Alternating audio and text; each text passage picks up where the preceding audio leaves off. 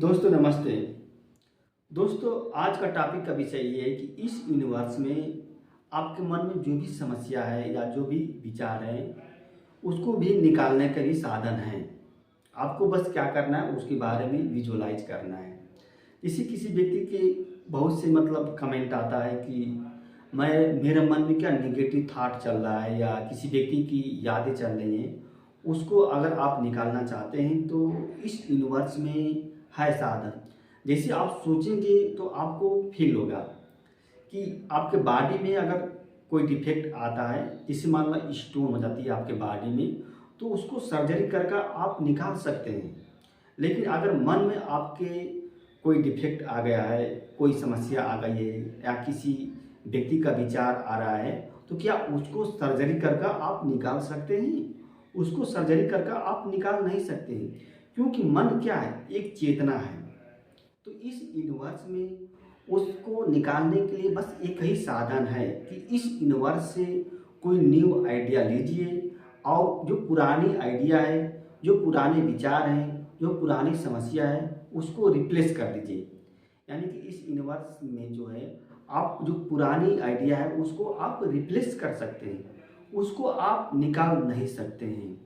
यानी कि कोई व्यक्ति का विचार आपके मन में आ रहा है, आप उसको भूलने का प्रयास कर रहे हैं, तो वो व्यक्ति नहीं भूलेगा। आप अपने मन को किसी दूसरे चीज़ पर कंसंट्रेट कीजिए।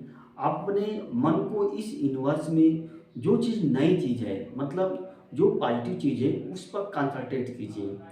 और जब आपका मन उस पर कंसंट्रेट हो जाएगा तो आपकी जो पुरानी थाटें थी वो क्या हो जाएंगी, रुक जाएंगी, निकलेंगी नहीं, बस रुकेंगी। और उसको रोके रहिए कुछ समय तक, कुछ दिन के लिए। आप जितना आपका मन जो होता है नई चीज़ पर कंसंट्रेट होगा, नए आइडिया पर कंसंट्रेट होगा, उतनी ही पुरानी चीज़ें क्या होती हैं, भूलती जाएंगी। तो सबसे आसान तरीका ये है कि अगर आप अपने मन में किसी भी समस्या को या किसी भी यादें को निकालना चाहते हैं, तो आप नए चीज़ को लिखने का प्रयास कीजिए, नए चीज़ के बारे में सोचने का प्रयास कीजिए।